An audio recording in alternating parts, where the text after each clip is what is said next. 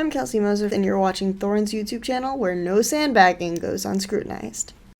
What would you say to how the Season 10 Origin team came about? Because this is the one where behind the scenes, actually, I know a lot of people maybe remember some of this details being hinted at about, like, you know, that some people in the team had to take like a pay cut so Upset could join the team. Because at the time, like I implied before, Australis just wasn't a team that had massive amounts of money. They had money to spend, but the question was, would they spend it, basically? And people might know that story, which is basically better known in CSGO, actually, of like during the same year when all the lockdown stuff happened, that the org came to some of the players and said, like, can you take a pay cut because we need to keep the team running or whatever. Anyway, we'll leave a lot of that by the by. I've covered a lot of that stuff, don't worry. But my point is this, right? That story, is it true? Were you one of the players? Like, it sounds basically from the outside, again, not trying to talk about anything people might say internally. It sounds from the outside, like you look at those three players, you, Nukedoc, and Upset, you've all been considered individually some of the best players at your roles, but you're also people who've been sat around like, where are all our championships? So, like, I could understand why the three of you, for example, might get together and be like, we should just play together. Like, look, let's make it happen. Whatever has to happen. Like, what was the formation of this lineup like? Okay, so after summer in 2019, me and Nukeduck were still contracted.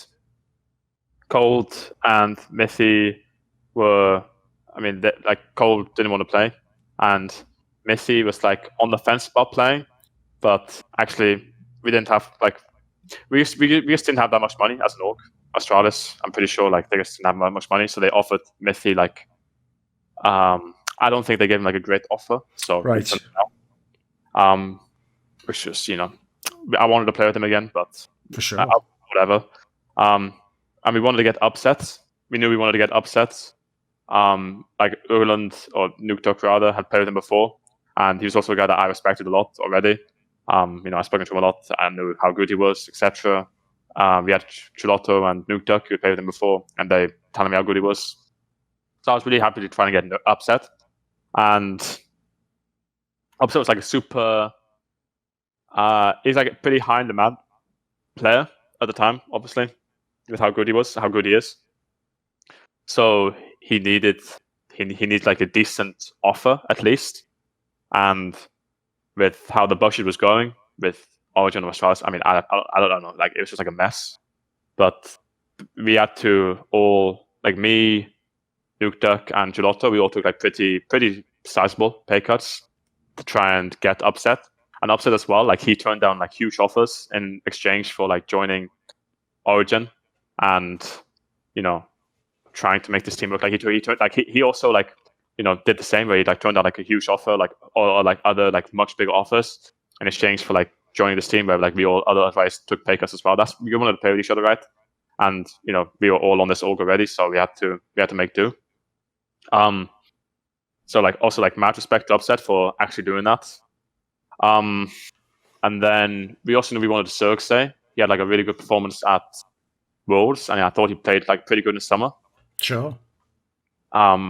So honestly, I don't know how exactly we got him, but we got Cirque as well. And then it was like, well, you know, I guess we have to find a support now.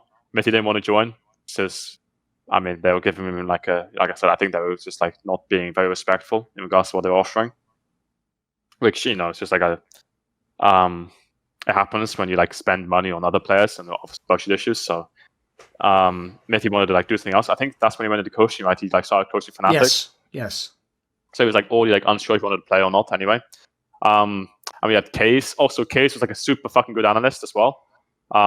Really enjoyed. What would you say about that? Because obviously, like this, he's someone where I've myself taken my hits, mate, for just saying he was good. I've heard the same thing. Like all the people I know who worked with him in the orgs, they all say he's super legit. Like he's a great mind for the game, blah blah blah. The problem is, obviously, like it's basically just social media. He just didn't have a social media that was, let's just say, popular. It was, you know, a lot of people didn't enjoy it. So, what can you give me some thoughts on him? What was he doing? What was his role? Was he just a guy coming in with concepts for the game, scouting stuff? What was he doing?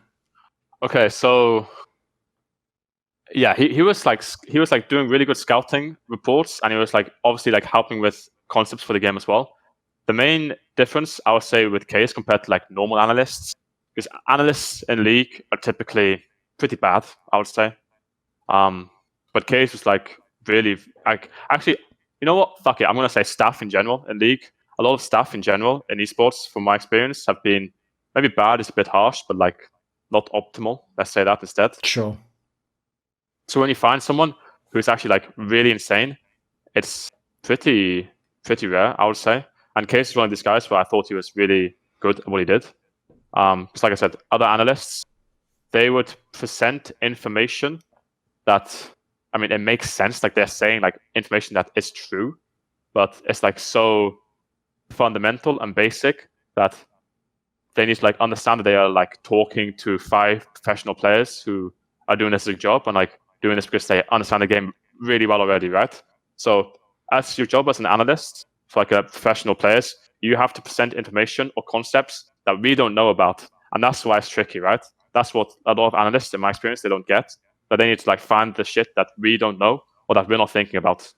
Because if you're saying that, you know, oh, well, this team likes to stack waves at like 3 minutes for top dives, and you're talking about fatality of Cabochard and Yuzuki, it's like, well, yeah, okay, obviously. Yes, okay. But if you're saying, I don't know, if you're saying like something that's actually like relevant, like this guy wards here at like X minutes in like 7 out of 9 games, so therefore, Cold, you should take this gank path when you play this champion and look to like burn his flash quickly, something like this, then that's actually like, you know, maybe we didn't see that. So this is the kind of information that I thought Case was bringing compared to like other analysts. They're just giving information that maybe like sounds smart or like on the surface level is useful, but actually when you like present it to 5 players who understand the game at like a very high level already, right? It's like we're just kind of sitting there being like, you know, okay, this is, at least this is my experience. Like a lot of the time when I listen to analysts, I'm just like nodding my head, being like, that's cool. Yep, that makes sense. If they're going to stack a wave, they're going to try to dive. Let me guess, if I have to stack a wave, we should try to dive them as well. Like just basic stuff like this. Whereas, yeah, Case would actually find like the useful like little snippets that actually we don't think about. Or he would like give examples of how to use the information that he's giving as well. So yeah, I have a lot of respect for Case. I thought he was really good. Really enjoyed working with him. Obviously, his social media presence was, got him a lot of flack. But, you know, I mean, that doesn't fucking matter for his job, right? He's an analyst. He doesn't need to be like loved on social media for me to enjoy working with him.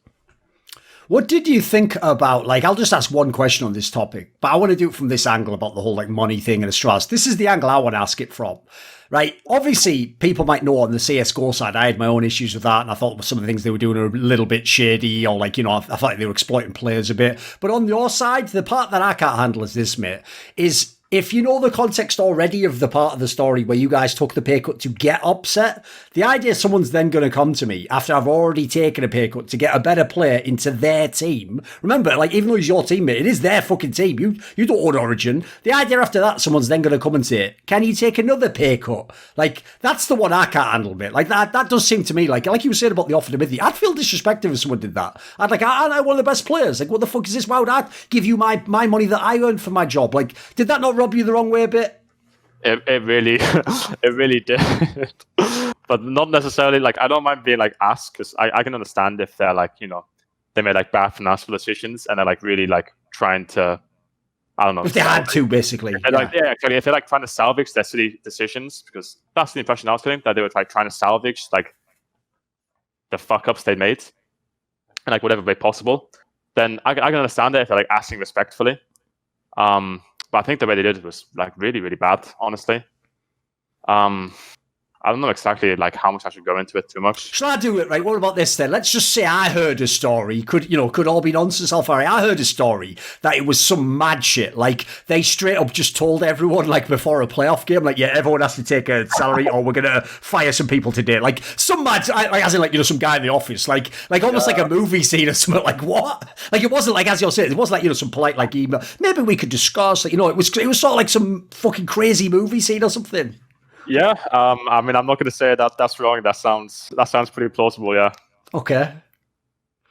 Makes sense. Right, okay, what about this then? In terms of the actual team, right, I don't want to go super deep on the whole Destiny angle, etc., but, like, was he one of the players that had the issues in the lineup, do you think? Like, was this a team where, like did the team actually, was it coherent? Did the team actually fit together, do you think, this line of 5 players? Like, was there ever a period you felt like it was going well, it was actually legit?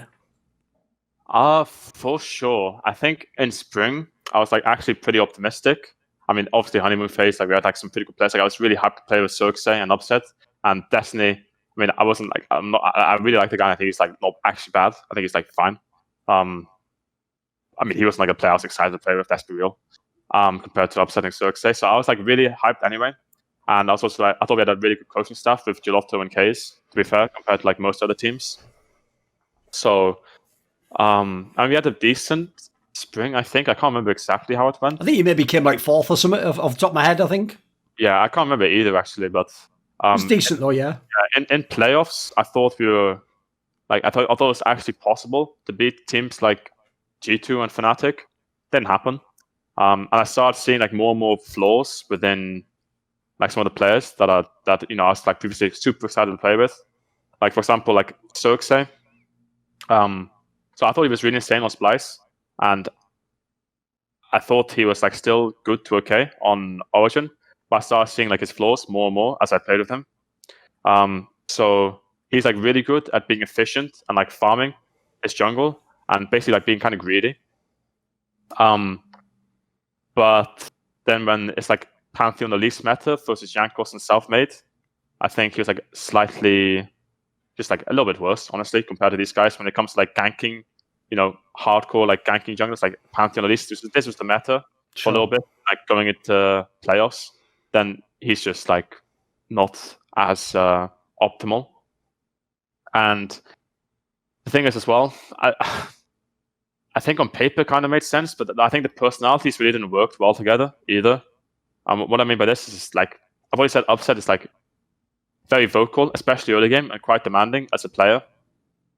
And Cirksay is a guy who like wants to play for, or like he kind of wants, like he favors for sure, like playing for himself and like just farming efficiently and looking for like counter gank angles rather than like being super proactive, I would say. This is how I thought he was, and the more I played with him. But he also wasn't like a very, I don't know how to say it, like he wasn't super, he didn't like stand up for his like opinions very well.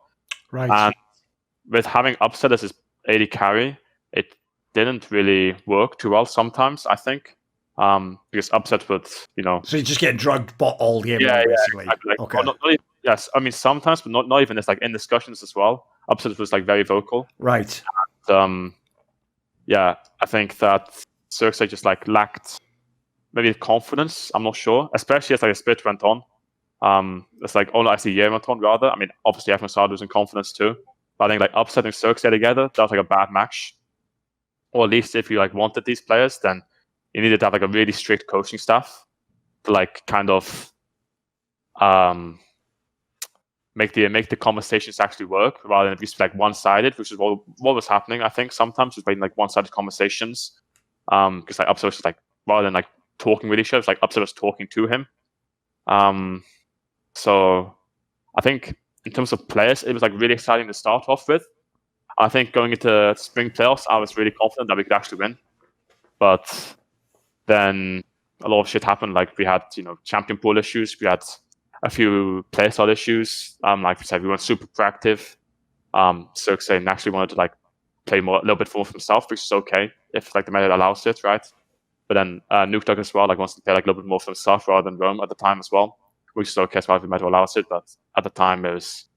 Do you think actually the meta basically also fucked the lineup? Because like, put it this way, like even the team, I get that was the era, if people can remember. This is when basically it was all about just dragon stacking, wasn't it? Like you basically, like for a start off, someone like Nuke, that takes away one of his main strengths. Like he's not going to be sidling on almost any of these games, is he? He's just going to have to group like everyone else and have a normal team fight. Like it must have killed some of the sort of like the hype of having not only some of these players, but even having a coaching staff, people who can be creative. There wasn't much room for creativity, right? Yeah, that's true. Actually, it was very much just you have to group and fight. So yeah, I mean, Nuke's like super good at playing side lane. He's super good at laning. I also think he's good enough at LEC still. I think he's like gone a lot of flank, maybe like undeservedly a little bit. But I mean, I think he has limits. I think he has like some playstyle issues, like I said. But yeah, I mean, the meta was not great. I think the like player personalities altogether were not great. And then as well, like Destiny and Upset was not a great pairing. I mean, there was a pairing that was like made out of necessity, right? Yes. And Upset was like used to pretty high standards of playing with supports. He had played with like Ignar, and I don't know who else he played with, but he played with Ignar, who's like very good laning, very good like aggressive playmaking, and Destiny coming from Oceania, like he's like a similar play style and they have similar strengths, but he's just like he wasn't there like at the same level as Ignar at the time, I think. So it was a little bit of a little bit of a struggle in terms of like stress for Upset to play with him, and then obviously like stresses everyone out as well when it's like conflicts arising in the team, like tensions just keep rising, and then going to playoffs, like more stresses come, etc. So it was a lot of things, honestly. This is like only talking about Spring as well, by the way. Like it just got only worse and worse after Spring playoffs like failed. It just seemed like really hard to make it to Worlds. I mean, not to make it to Worlds, but to win the split. I think it seemed really hard to be like realistic with ourselves that we'd be able to beat like Fnatic or G2. But I still thought that making Worlds was like really like it should have been like I don't know, very, very possible. Even with all these issues that we had in terms of play styles and like etc. like player personalities, I think we should still had like for sure within our potential to make it to Worlds. Just after Spring playoffs, like there was no like coming back mentally. I think actually like the team atmosphere just got worse and worse in between summer and Spring. There's like a whole thing where Upset tried to get Destiny. Oh, no, not Upset, but like there was like talks about trying to get Destiny off the team and like try to get like even like I don't know. I think we wanted to get Labrov, but then he joined Fatality because we didn't have enough money. And then we were even like discussing Sprattle. Or like we were like there was like no one really available, right? So and we didn't have much budget, so and then like Destiny like heard that there were like discussions about replacing him. So when he was already like feeling like distrust building in the team already, the team atmosphere like kept getting worse. Case got fired because of I don't even know, to be honest. Like something like flaming people in solo queue or something stupid, like some weird angle like that, yeah. Yeah, I don't know. He just like flamed someone in solo queue in like a gold 3 game. It's like, okay, like come on, like is it really that relevant? And I don't know what he said even, but I mean everyone's toxic sometimes. I guess he had to use something really bad. Case got fired, and Gelato was also like always used to working with like someone else. And after Case got fired, it was like really like he was like alone in the coaching staff. Right. And when there were like so many personality clashes, him being kind of like by himself in terms of coaching, like I mean, Red Fish you like help sometimes, but he was like GM. It was like pretty much I would say just Galotto like going at it by himself, just trying to make the team work. And when there were like such huge personalities on the team and like such big, I guess, tensions, etc., it just kept getting worse. And yeah, then we didn't even make playoffs as a result. Even though what I'm about to say does have very special context to it that makes it not sound as crazy as this statement sounds, this is a pretty crazy fact, Alphari, that your team could finish last place in the LEC, but you were voted the best top laner in the whole league. You were actually the all-pro top laner, first team, right? Even though, like I say, listen, there's definitely some context. I think that was like the most competitive split ever in LEC. Look how fucking nuts all the teams were. Yeah. Like even teams that were at the bottom, like your team had some of the best players. Like it wasn't like some nonsense thing, but that's a bizarre scenario to be in, right? Like on the one hand, everyone's telling you did great, but your team's last place. Like how do you process that mentally, mate? Do you agree? Were you the best? I mean, I have no idea. I thought I was like pretty good, and I always like thought that. I mean, like I said, I've always thought that if I put in the work, if I put in, the energy and the effort, that I would be the best. So I will be the best. It's like just a matter of how hard I push myself, and I really, really like believed in this roster going into 2020. Like I really thought this would be like a good chance for me to win a split finally. So I really wanted to push myself, try to make it work, and. Yeah, I think I played pretty good individually. I think I was like, I still think I'm really good at laning. I think I was really good at laning back then as well. And I don't know if I was the best. I mean, if I was the best, maybe we wouldn't have made it 10th. But I think I got like a bit affected by the team's like approach to like the whole situation. Like we were tumbling on like wrong issues. We were just, I mean, like I said, the team was just collapsing, and I wasn't like taking it as well as I should have mentally, maybe, or like I wasn't helping the team as well as much as I should have. So I don't know. Individually, I was pretty good, but I could have done more for sure. And I mean, making 10th and getting like the All Pro top lane, that was pretty funny. I had, that was after the split ended, and I saw that, that was like, it was kind of funny, but mentally, I was in like a pretty weird place. I was actually like, after summer, I was like, well, I don't know. Like I thought I was really good in spring and summer, actually, individually, and to have the results that we had, it like left me like really confused as to how to like evaluate myself and how to evaluate rosters in the future. Because like I said, I thought this roster was supposed to be like a roster that could make me win a championship going into the year. Yes. And then like it just exploded. Like the org like messed up. Like the players had like huge issues I couldn't have foreseen. Coaching staff like got replaced or got worse. So this whole year was like really hard for me to like think about for the future, because like how am I supposed to do this for like 3 years, like trying to win, and then just shit keeps going wrong. Like even if I just keep trying harder. So I really needed a break after summer when like shit was just kept not working, and I was like unsure if like it was like me or if like I was like really bad, or if I was like bringing down the team or something. I was like considering like taking like a split off, maybe like a year off. It was like going to Korea and like boot camping and like trying to get like better individually or something. I was like unsure what I wanted to do, if I even wanted to like keep playing after like the fucking stress that was Origen as well. So yeah, that was probably like the hardest year actually. Like last year summer, it was like pretty hard for everyone. I think I took it really badly too. I mean, everyone did. It was just really hard at the end.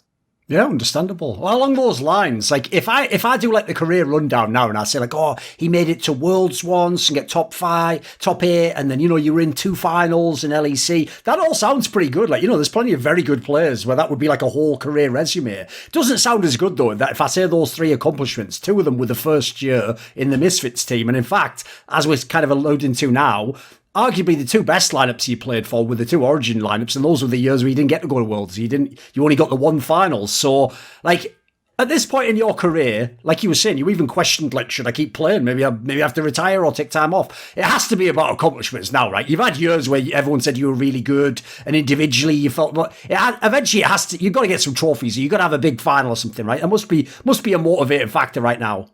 Yeah, I mean, for sure. Like the main reason I'm playing is because I really want to win a split. I want to go to Worlds. I want to like compete internationally too. But I feel like I have the potential to win a split, and I feel like I should win a split if I just like keep trying. And that, like honestly, like I don't want to say like it's unlucky or anything, because ultimately you either win or you do. Like, it's not about like deserving or like should or shouldn't, etc. Yes. But yeah, I really do want to win like 1 split at least before whatever happens, because I know that I've like worked really hard, and I just really want to win. That's like my main motivation. Yeah. Also, similarly, unfortunately, a lot of people, if some of these stories never came out about Origin, they would naively think that's when you got paid in your career. Like, finally, he was getting good money. Like, as we've alluded to, it actually was a lot less sexy than people realise. But that's one thing where, when I saw in the off-season that you got the Team Liquid gig, that's got to be one positive, right? You've finally gotten finally to sort of get compensated for being really good for these last few years, right? Now you're in a pretty good position. Yeah, I mean, it was, Team Liquid was much better than what I've been used to at Origin in terms of pretty much everything, like infrastructure, like coaching staff. Actually, coaching staff, I mean, like I said, I thought Giotto and Case were really insane. Fabian as well, the sports psychologist, he helped me like a ton as well. Like I think he's really good. He's with Excel now. I think the coaching staff here is also really good with Team Liquid, obviously, but it's definitely it's very different, honestly, playing with Team Liquid. Like the org is much better. The players are all like super flexible, which, like I said, it's like not something I've been used to in my career ever.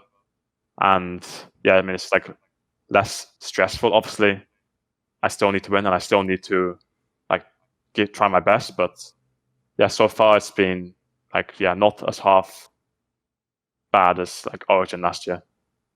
Whenever people talked about you as an individual player, particularly in the Origin period where the team wasn't actually like winning and it wasn't a team that people thought would win the split, etc., what the people used to always say as the critique is, say a fan agrees with the all-pro list, they're like, actually Alphari's the best even if the team's not doing that well. What people would always try to say as critique is they would say, right, maybe he does great in lane phase, but does he know how to use that to win? Like, it's a super vague comment, but do you get what people mean by that? Like, at this period of time, when you had a slight lead or a lead or something where potentially, one of the best players in the world might be able to use that to impact the mark, win the game, whatever, was your sense for how to play the game at the same level as your like individual skills, do you think?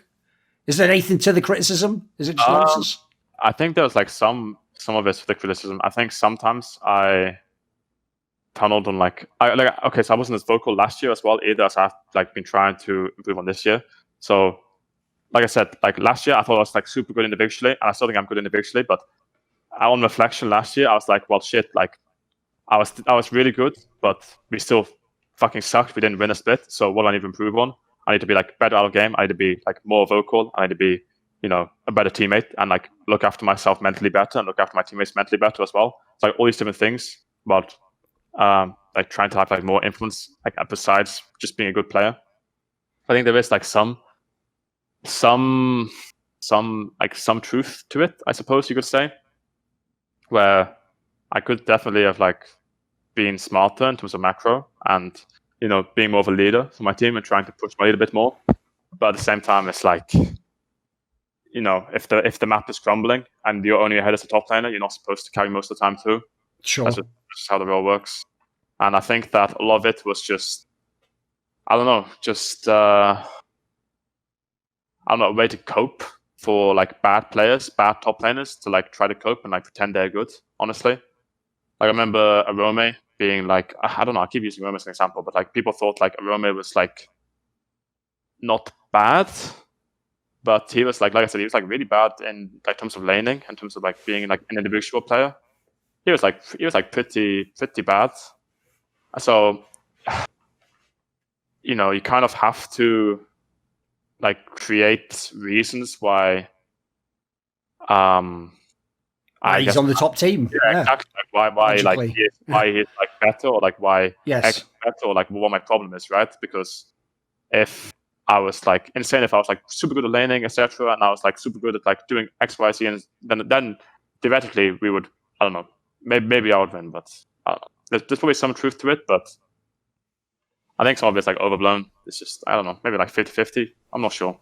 Something that I've like tried to improve on, because like I said, I thought I was really good individually, but then it's like improving in terms of like, I guess, helping my team, being more of a leader, being more vocal, improving my macro a bit, and so on.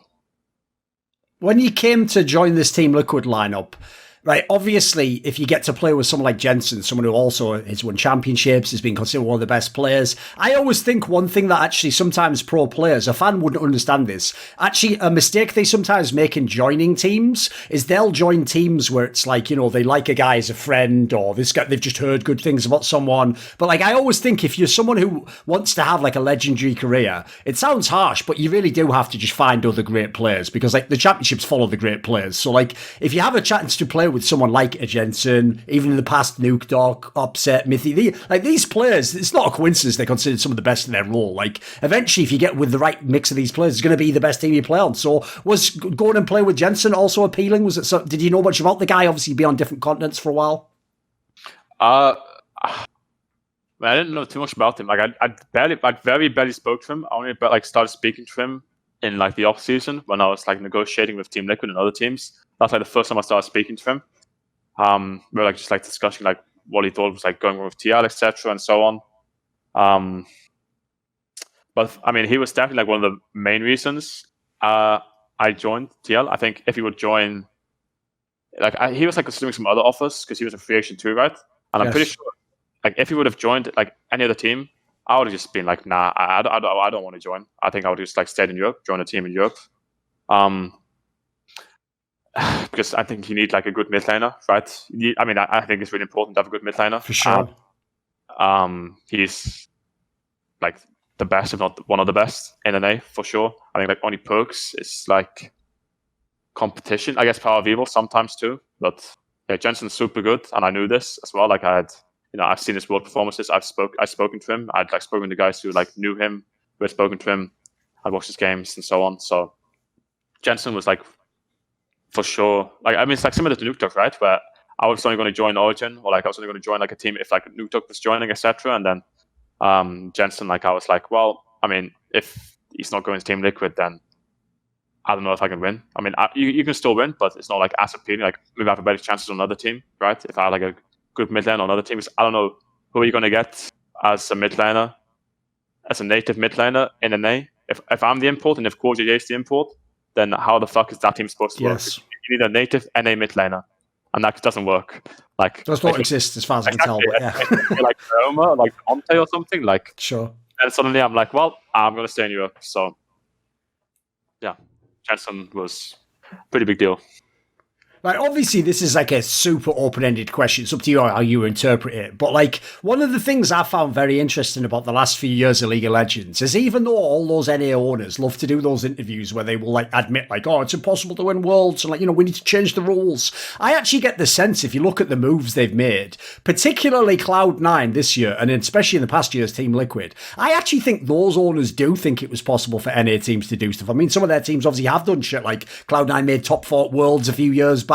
Team Liquid had the MSI finally. They've had some outsider results, that did like spur the trend and they did like get in the mix, etc. With this lineup in Team Liquid, do you think actually like the org and the ownership, did they really look at this lineup and think like this is a team that actually, this could be one of the lineups that does something comparable to the European teams? You think that was in their mind when they put it together? I think Did you get that sense? Yeah, for sure. I mean, this roster, they when they were talking to me, it was all about like international success. About like being, competitive in terms of international, like making out of groups. I don't know, actually challenging teams, being more flexible. This is like their whole. I think this is like their main idea when they like put together this roster, and I can see it. And I think having like the perspective that you can't win worlds is just false. I think you have to like have the confidence. Otherwise, I don't know exactly what you're doing. If you're going into like an international event and you're like, I can't win. Like, I don't know, like G2 won MSI. G2 have like, paved the way. Like Fnatic made finals. I think it's going to happen at some point that the Western team is going to win worlds. Like it's bound to. And I honestly don't think that NA is like super far behind Europe. I think that some of the top NA teams are like fairly comparable this season at least. I do think though that NA is at a disadvantage for sure when it comes to international events because of, the practice in NA. Sure. Comparing like Chinese or Korean solo queue to NA solo queue, it's just not fair, honestly.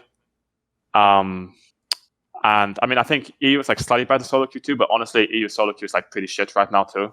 And even last year, it was really bad as well compared to like season 17 and 6. It was like really good solo queue season 17 and 6. Like season 9, 10, EU solo queue. It was like not great. It's like pretty comparable to NA actually. I mean, NA is still worse. NA is like the worst solo queue, but but it's not just that too. It's like the practice partners as well, right? If you're in China, if you're in Korea, you get to scrim against Damwon, you get to scrim against fucking the Shy or Zoom or Bin, etc., or Nuguri or Khan, and like all these insane top sides. And obviously it applies to mid laners as well, right? And bot laners and supports, junglers. And yeah, in NA, whereas I think there might be like I said, some decent teams on like the top spectrum. Like I think some of these teams can be good internationally. I think basically it comes down to how much they can actually catch up after they leave NA. Like after playoffs, like I think these teams are like if you take like an NA team from playoffs straight like an international event, they would be shit. They would just lose, I think. But if it's like a 2-3 weeks buffer, like there normally is, right? Like if that's like a buffer, then it's like how fast can this NA team catch up, basically. Sure. That's what it's about. You have to catch up when you go to international events, I feel like. Or at least I think that's what it seems like it would be. I haven't been to national events in so long. But I imagine that's how it would have to be. For an NA team to win worlds, it's just about like how fast can they catch up. But like individually, I think some of the rosters could win worlds. Like, it's just about, catching up. It's obviously like a disadvantage, but it's doable, I think. Right, when they did in this split the all-pro voting for LCS, right, don't ask me how this is possible. Somehow you had the most points of anyone in any position, right? But then you didn't win the MVP of the split, so I don't know how that works, but okay, we'll put that to one side. So obviously that means, by the way, everyone in the league basically agreed you were the best top laner, and as I'm kind of alluding to, you were obviously a candidate for MVP, like your team was one of the top teams, right? With all that said, right, do you actually agree? Was this a great split for Alphari in terms of the regular split? In terms of regular split, yeah, I think it was a pretty good split. I mean, I think I entered like sometimes pretty hard too, but I wasn't like, again, like I kind of have this perspective in like this year and like previous years that regular season is like less important compared to playoffs. Like I drew a lot of inspiration from Wonder because, like I said, it's the main Western top laner that I actually really respect. Sure. And the longer you play, the more you realize that actually each individual regular season game, it doesn't actually matter. Like, if I lose, it's going to feel really shitty for like a while, but like in like a week's time or like a month's time, like let's say we start the split off like 0-6 and then we win playoffs, like I'm not going to care if I went 0-6 at the start, right? It doesn't matter. Sure. So I think I had a good regular split, but I wasn't like focused too much on it. Yeah, I don't know. It's also, I think the meta was like pretty good for me. I think that, I had obviously like good teammates. I think that other top laners were like had to play the catch up, honestly, in terms of a lot of the champions. Like, I think I was like really far ahead on like champions like Camille, Gangplank, Gnar, Renekton. When I came over here, I felt like I could just pick any of these champions and it would be like fine, no matter what. Like, I would always be in like a good spot. And I think that some of the top laners just had like catch up. I think the meta was good for me. And yeah, I think I had a good split overall, I think, for regular season. Right, in the playoffs, when you had the series like against TSM and stuff, you were having all these great games. In the final itself, right, give me some thoughts on this, because like, it does look like apparently C9 got the memo about you being the best top laner, because they did look like they just wanted to ruin your game, mate. Like, it didn't even look like they were trying to win, it just looked like they were trying to ruin your game individually. Like, this looked like there was some pretty rough games in this final. What would you say to that? I don't know exactly if like they were like trying to ruin my game. I mean, they were like target banning me sometimes, and they were like obviously ganking me a lot. But I think that a lot of it was like just like, okay, so some of the ganks were my fault that I died to. Like, I think in game 2, so both Gnar games, the ganks I died to, I shouldn't have died to. But game 1 and game 3, I think these ganks were actually like if me and Armeo had like more time together, but basically if we were like a good top jungle, like these ganks that they were doing should not have been able to work. Like they should have been like punished for like doing these ganks, and they just kind of flipped it and it worked out for them. So that it's like kind of sad, like down situations like this where that it's not actually supposed to be allowed what they're doing, but it's like a shitty situation where we just like didn't have great synergy. Like, I should have been more forceful sometimes. But again, like me and Amaya had like 2 days scrims together, so I think C9 were able to like flip ganks more often than they should have been allowed to, and they should have been punished for some of the plays they were making top. But I mean, should have. I mean, if we would play good, like if we would play like if we would play like very good top side, then it wouldn't work. Basically, some of the ganks. But yeah, some of them were my fault too. And yeah, I don't know if it was like an approach strat, but who knows, maybe. I mean, I know that in like scouting reports, etc., it's going to be like, well, this guy's playing aggressive. I mean, I like to play aggressive, like I want to abuse, etc. Like I want to like I said, I draw inspiration from like the Shy as well. Obviously, I don't want to int, but I think that I can be like a good enough player to carry, basically. And to carry, I need to like play aggressively. I need to play good. So I want to play, I don't know, perfectly. I want to like push myself and like be able to like take advantage of the enemies, which I mean I have the confidence to do and like to try for. But I mean, if it doesn't work out, then maybe I'm just playing badly. Maybe I'm just like putting too much pressure on myself. I'm not sure, but yeah, that's kind of how I saw the finals. Like it's just unfortunate that we had like the situation. I think C9 played pretty good anyway. I think actually I'm not even sure. Like I don't know, to be honest, if they even played good. Like I think both teams actually made up play just kind of bad in hindsight. Yeah, I don't know. It was a weird finals, pretty much. It had to have been a very unusual weekend in general, right? Because when that first announcement came out, like they can't use the Thorin, it has to be the sub jungler. Like obviously, if people know, like the current format is that you play the lower bracket match and then you play the final if you win. So basically, going into that weekend, especially because actually at first technically it wasn't known whether he would be able to play the final or not because you had to beat TSM.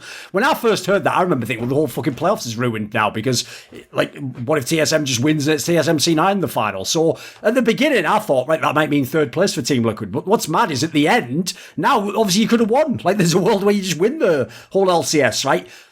Take the arm out part out of the equation, right? Obviously he did what he could. Like as you say, he barely got to play with the team. He wasn't like it's not like when we say sob, if people are watching from the future, it's not a sob where like he plays half the game. Like this is like a sob, like emergency sob basically. It's the only reason he's playing is because he had to. Santorin couldn't play.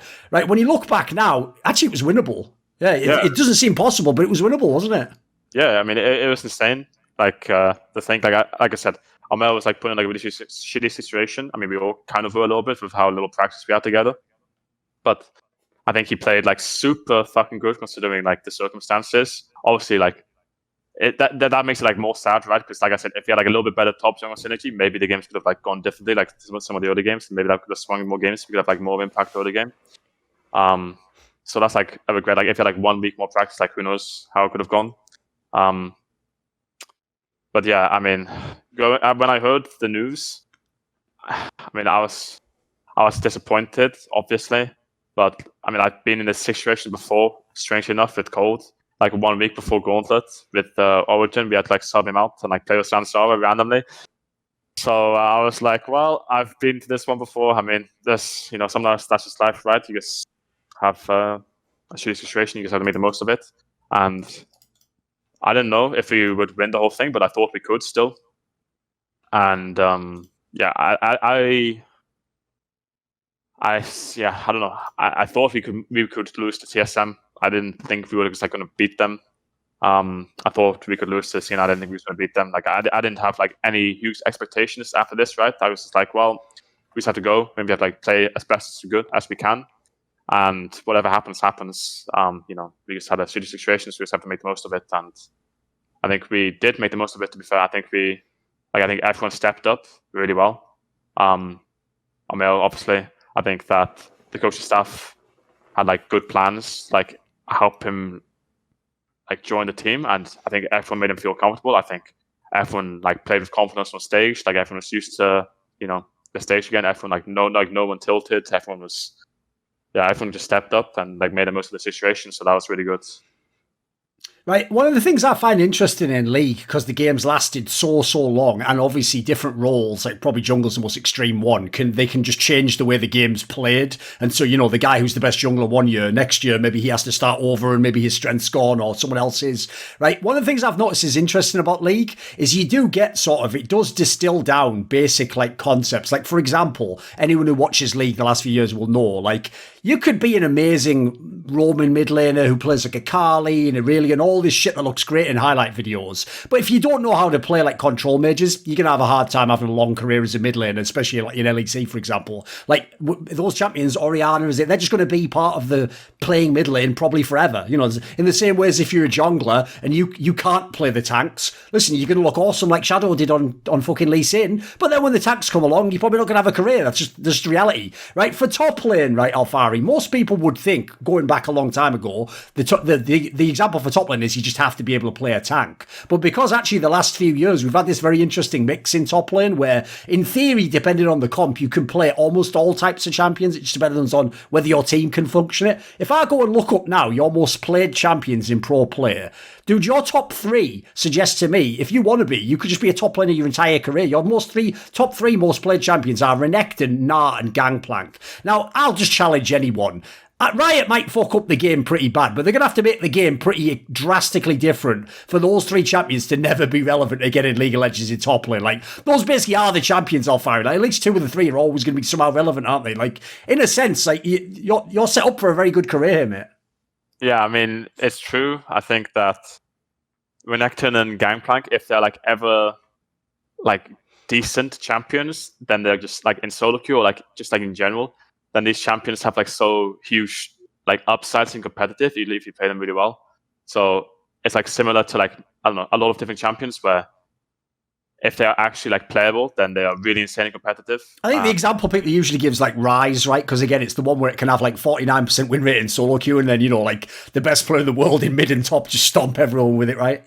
Yeah. I mean, it's also like, I don't know, some top laners just like keep cycling. Like Renekton always finds a way to come back in the meta. Yes. I feel like Gangplank is the same as well throughout my whole career too. I think there's gonna be like other champions too, like Jace, Cannon. You know, I think Rumble. I mean, Rumble not so much recently actually, but there's always like some top laners that just keep popping back up. I think that in the past like 2 to 3 years, maybe there's been like a shit ton of diversity actually, and especially this season now with like new item changes, it's felt more that you can play more champions top lane if you really want to. So I don't know. We'll see exactly, but for sure, I think it's like a little bit comfort, and also just like some of these champions like really OP and competitive. And this is, I don't know how that's going to change exactly. Like Renekton has like a point and click stun. He's like really OP for like Herald fights. Like if like Herald gets nerfed or like Herald gets removed, you know, level 6 all these don't matter as much, then like I can see Renekton falling off, for example. Maybe I don't know how Gangplank's ever supposed to fall off, to be honest, in terms of competitive. Like his ulti is just too broken. But yeah, some champs will just stick around, I feel like, for sure. And I think GP is like a very, very staple top laner in competitive, just because of like he just does so much for macro that he's just like, I don't know exactly how you can nerf him to make him just not relevant in competitive. I mean, it's pretty similar, yeah. Would it be reasonable to say, obviously I don't want to put words in your mouth, like with some of these champions, it does look like if they're even vaguely meta, you're just going to play them and you're just going to play specific matchups. Like, I'm guessing like comfort must be a big thing for you in that sense. Because even when, like you say, there's been times, like especially when I watch like the LPL, dude, they play like everything top lane. They have like insane fucking matchups that you never see anywhere else in the world. But I notice when these champions are in the meta, you tend to stick to these and you just play all the matchups with them pretty much. So are you about playing comfort, something where you know like how the whole phase is going to go, what all types of games? Is this important to you?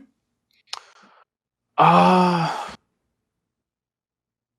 mean, for sure, at sometimes. So on champions, I feel like I'm really comfortable with. I feel like I can have like huge influences over the games. It's kind of like I said about how when I came over to America, I felt like on like most of the AD top laners that were meta, like, you know, Renekton, Gangplank, Camille, Nah, I felt like I was just like really far ahead in terms of these champions, and I could have like huge influences on this.